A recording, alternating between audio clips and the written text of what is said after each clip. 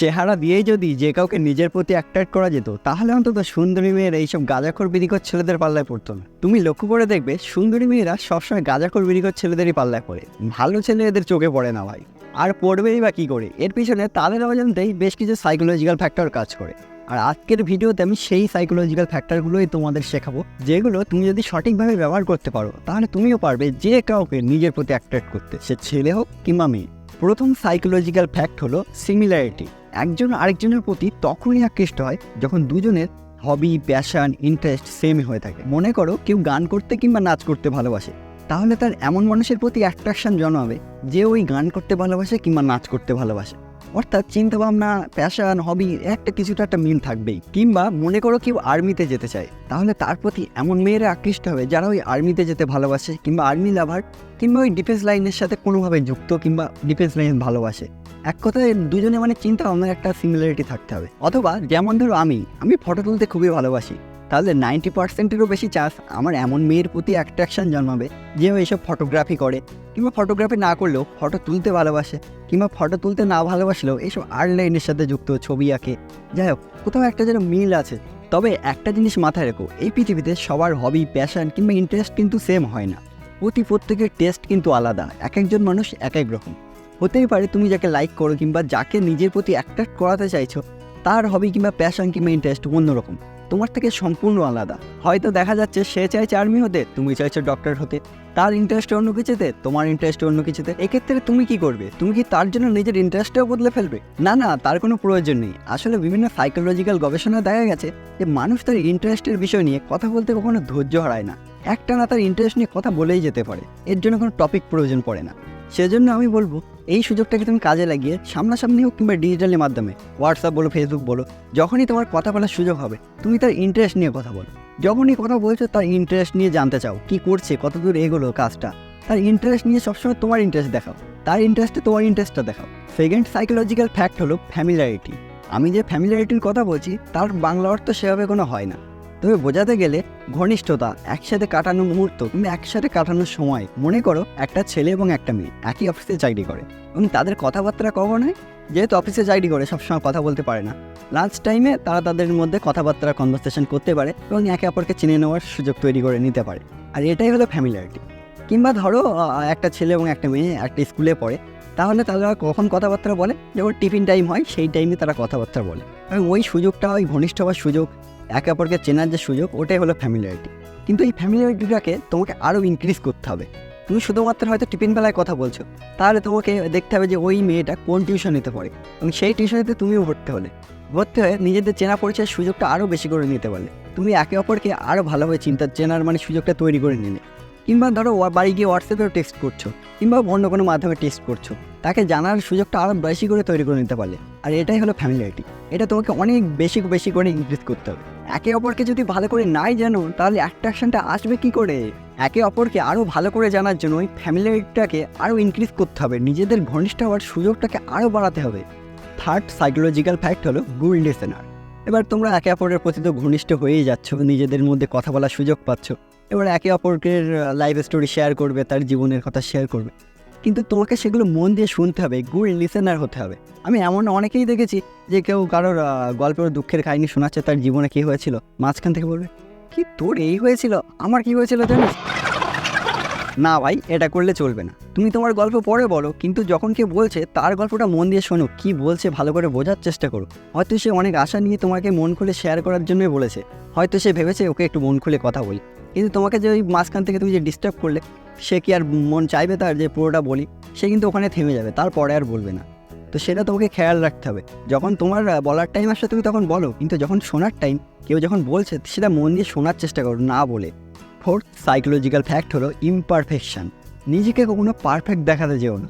তুমি যেটা ভাবছো, তুমি যেটা করতে চাইছো, তোমার চিন্তাধারা সবসময় ঠিক এবং বাকি যারা ভাবছে তারা ভুল, এটা প্রমাণ করার চেষ্টা করো না। নিজেকে ঠিক প্রমাণ করার চেষ্টা করো না সবসময়। সবার মতামতকেই গুরুত্ব দাও। হতেই পারে তুমি যেটা ভাবছো সেটা সত্যিই ঠিক, কিন্তু সেটা প্রমাণ করতে যেও না। নিজেকে সঠিক প্রমাণ করার জন্য অন্য কাউকে তুমি ভুল প্রমাণিত করবে এবং যেটা তার ইগোতে লাগবে। কিংবা তুমি উত্তরটা এমনভাবে দিতে পারো যে ওটা হতেও পারে, কিন্তু আমার মনে হয় না যে ওটা হবে। কিংবা অনেক সময় তুমি হেরেও যাও, অনেক সময় হেরে যাওয়াটাও এক প্রকারের জেতা। এক কথায় তোমাকে ইমপারফেক্ট দেখাতে হবে। তোমার দ্বারাও যে এইসব সাধারণ সাধারণ ছোটোখাটো ভুল হয়ে থাকে সেগুলোও দেখাতে হবে। তুমিও যে আর 5টা সাধারণ মানুষের মতো সেটা তোমাকে বোঝাতে হবে। পারফেক্ট মানুষ শুধুমাত্র কল্পনাতেই সম্ভব, বাস্তবে নয়। তুমি নিজেকে যত ইমপারফেক্ট দেখাতে পারবে তত মানুষের বিশ্বাস অর্জন করতে পারবে। এবং লাস্ট সাইকোলজিক্যাল ফ্যাক্ট হলো ফিজিক্যাল অ্যান্ড মেন্টাল অ্যাট্রাকটিভনেস। এখানে বেশ কয়েকটা ছোটো ছোটো পয়েন্ট রয়েছে। যেমন ফিজিক্যালি আমি প্রথমে বলি, তুমি যাকে নিজের প্রতি অ্যাট্রাক্ট করতে চাইছো তার সাথে যখন কথা বলবে সবসময় নিজেকে কনফিডেন্ট ফিল করাবে। তার সাথে যখন কথা বলবে সেই কথার মধ্যে যেন একটা লজিক থাকে, একটা দম থাকে। কনফিডেন্ট মানে বুকের ছাতি চওড়া করার কথা বলছি না, হ্যাঁ একটু স্ট্রেট ফরওয়ার্ড থাকবে সবসময়, চোখে চোখ রেখে কথা বলবে, আরও বেশি কনফিডেন্ট ফিল হবে। এবং আই কন্ট্যাক্টটা যত ভালো করতে পারবে তোমাদের কমিউনিকেশনটাও তত ভালো হবে। বডি ল্যাঙ্গুয়েজ ভালো করবে, হালকা গেস্টার ইউজ করবে। আমি যেমন হাত পা নাড়াচ্ছি না, তো এত বেশি যাই হোক, তুমি যেটা হচ্ছে আমি ওটার কথা বলিনি। যখন কারোর সাথে কথা বলবে তখন গেস্টার ইউজ করবে, মানে কথা বলার সময় তুমি কাউকে কোনো কিছু এক্সপ্লেন করছো, সেটা হাত দিয়ে হালকা করে হাতের অঙ্গি, আমি একটু বেশিই করে থাকি ভিডিওতে। এটা একটু তোমরা লিমিটে রেখে তোমাদের মতো পরিমাণ অনুযায়ী আস্তে আস্তে অভ্যাস হয়ে যাবে। আর সবসময় একটু ফিটফাট থাকার চেষ্টা করবে। ফিটফাট মানে এই নয় যে রোজ রোজ নতুন জামা কিনে আনলাম, রোজ রোজ নতুন গেঞ্জি কিনে আনলাম, আমি ওটার কথা বলছি না। তোমার কাছে যা আছে সেটাই ইউজ করো, কিন্তু একটু নোংরা নয়, একটু ভালো করে পরিষ্কার পরিচ্ছন্ন করে। এবং একটু ড্রেস সেন্সটাও ভালো হওয়া দরকার। তুমি যদি কালো হও তাহলে তোমার উপরে কোন ধরনের কালার শ্যুট করবে, এবং কালার সেন্সও একটু, মানে এগুলো তুমি ইউটিউব দেখলেই বুঝতে পারবে। এছাড়াও আমার চ্যানেলেও আমি দিয়ে দেবো পরে। আর মেন্টাল অ্যাট্রাকটিভনেস বলতে sense of humour, emotional intelligence, এগুলিতে তোমাকে তাগড়া হতে হবে। সেন্স অফ হিউমার কি, হয়তো তার সাথে থেকে থেকে তোমার অভ্যাস হয়ে যাবে যে এরপরে যে কী কথা বলতে পারে, এই জায়গায় কী রিয়াকশান করতে হবে, সেটা তোমাকে আগে থেকে বুঝে যেতে হবে। এবং এমনভাবে রিয়াক্ট করবে সে যেন ভাবে এ তো আমার ব্যাপারে সবই জানে, আমি কি করতে পারছি না পারছি সব আমার জিনিসগুলো মানে ভালোভাবে বুঝতে পারে। তার একটা আলাদাই বিশ্বাস জন্মায় ভাই তোমার প্রতি।